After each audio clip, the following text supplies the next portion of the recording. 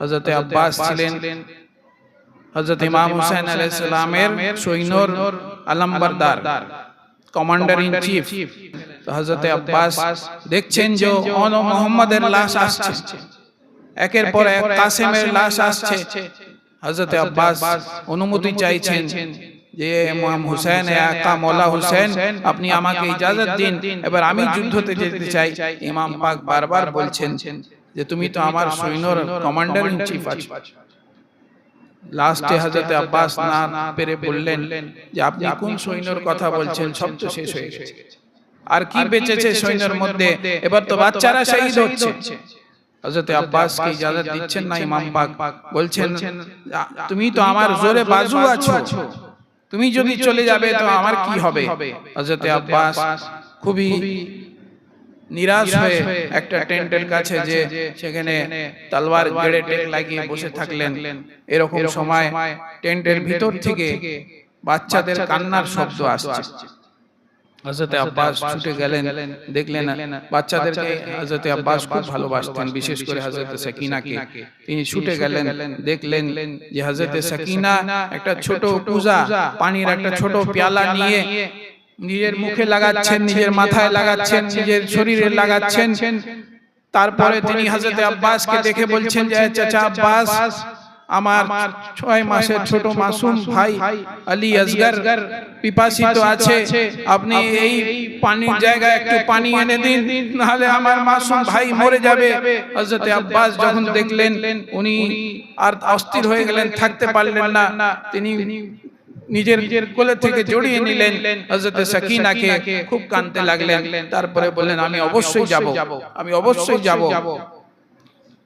ওনাকে ধরে হযরত ইমাম হুসাইনের কাছে নিয়ে গেলেন আর বললেন যে দেখুন সাকিনা কি বলছে, সাকিনা পানি চাইছে, এবার আপনাকে ইজাজত দিতেই হবে, অনুমতি দিতেই হবে, না হলে আমি আর থাকতে পারছি না। আমি জানি আমি এই দুনিয়া থেকে চলে যাব, যদি আপনার উপরে আমি শহীদ হয়ে যাই, যদি সাকিনাকে একটু পানি খাইয়ে আমি শহীদ হই, তো আমি মনে করব যে আমার উদ্দেশ্যকে আমি পূরণ করেছি।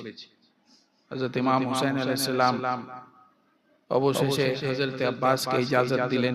হযরত আব্বাস পানির একটা মশকিজা, যে চামড়ার ব্যাগ হয়, সেটা পিঠে ঝুলালেন। তারপরে একটা তলোয়ার নিলেন আর একটা ঝান্ডা আলম নিলেন, সেটা নিয়ে ঘোড়াকে ছুটিয়ে খুব স্পিডের সাথে কারবালার ময়দানের দিকে রওনা হলেন। 4000 ইয়েজিদি সৈন্য ওনার দিকে এম করে তীর চালাচ্ছে, যেমন ওনাকে কোনো মতেই সে পানি নিতে না দেয়। হযরত আব্বাস নিজেকে বাঁচিয়ে কোনো মতেই ছুটে ছুটে যাচ্ছেন। একদম ফুরাত নদীর কিনারায় পৌঁছে গেলেন। ফুরাত নদীতে পৌঁছে যখন উনি নামলেন, হাতে পানি তুললেন, ওনার চোখের সামনে হযরত সাকিনার চেহারা মোবারক ভেসে উঠল। সঙ্গে সঙ্গে পানি ফেলে দিলেন, বললেন যে এই পানি আমার জন্য হারাম আছে, যতক্ষণ না সাকিনা পানি খাবে আমি এই পানি খেতে পারি না। নিজের ব্যাগের মধ্যে পানি ভরলেন, পানি ভরে ঘোড়ার উপরে বসে ছুটে ওখান থেকে রওনা হলেন। তারা চারদিক থেকে এসে হামলা করার চেষ্টা করলো। হযরত আব্বাস তাদের সাথে লড়াই করছেন। সর্বপ্রথম ওনার যে হাতে ডান হাতে ব্যাগ ছিল, সেই হাতের উপরে একজন কমবখত এসে হামলা করলো, ওনার হাত কেটে পড়ে গেল। সঙ্গে সঙ্গে হযরত আব্বাস নিজের বাঁ হাতে সেই পানির ব্যাগ নিয়ে নিলেন, বাঁ হাতে পানির ব্যাগ নিয়ে ছুটে ছুটে যাচ্ছেন ঘোড়াতে। এরকম সময় বাঁ দিক থেকে একজন এসে ওনার হাতের ওয়ার করলো, ওনার বাঁ হাত কেটে পড়ে গেল। হযরত আব্বাস তবুও পানি পড়তে দিচ্ছেন না, তিনি সেই পানির ব্যাগকে নিজের দাঁতে জোর করে কামড়ে ধরে রেখেছেন আর ছুটিয়ে ছুটিয়ে যাচ্ছেন ঘোড়াকে। এরকম সময় একজন এমন নিশানা লাগালো যে ওনার যে পানির ব্যাগ ছিল সেটা ফুটো হয়ে গেল, সেখান থেকে পানি বেরিয়ে বেরিয়ে পুরো পানি বয়ে চলে গেল। সে পানি পড়ছিল না, হযরত আব্বাসের উম্মীদ যে ছিল, আশা ছিল, সেগুলো সব পড়ে গেল। তারপরে হযরত আব্বাসের উপরে একজন নিশানা লাগিয়ে এমন ভাবে তীর মারলো, চোখের মধ্যে ঢুকে গেল। ভাবুন, চোখের মধ্যে যদি একটা চুল পড়ে যায় মানুষের কত কষ্ট হয়। হযরত আব্বাসের চোখের মধ্যে তীর এসে ঢুকে গেছে। হযরত আব্বাস মাথা হিলাচ্ছেন কোনোভাবে যে আমি সেই তীরটাকে বের করে দিই, তিনি তীরটাকে বের করতে পারছেন না। অবশেষে দুই হাত ওনার কাটা, অবশেষে নিজের দুই হাঁটু থেকে ওই তীরটাকে কোনোভাবে টেনে বের করছেন। ওই রকম সময় এত কষ্ট হচ্ছে, তখন বললেন মওলা হোসেন আপনি কোথায় আছেন, আপনি সাহায্য করুন। হযরত ইমাম হোসেন আলাইহিস সালাম তিনি ঘোড়ার উপরে সওয়ার হলেন, ঘোড়ার উপরে সওয়ার হয়ে ওনার দিকে ছুটে ছুটে আসছেন। দেখছেন যে ওনার ঘোড়া আটকে যাচ্ছে, থেমে যাচ্ছে, একবার ডান দিকে তাকাচ্ছে। তিনি ওই দিকে যে দেখছেন যে কি আছে, দেখছেন হযরত আব্বাসের ডান হাত পড়ে আছে। আবার কিছুক্ষণ ছুটে গেলেন ঘোড়া নিয়ে, দেখছে ঘোড়া বাঁ দিকে ঘুরে যেয়ে দাঁড়িয়ে যাচ্ছে। তিনি দেখলেন যে হযরত আব্বাসের বাঁ হাত কেটে পড়ে আছে। তারপরে এগিয়ে গেলেন, দেখলেন হযরত আব্বাস সেখানে পড়ে আছেন।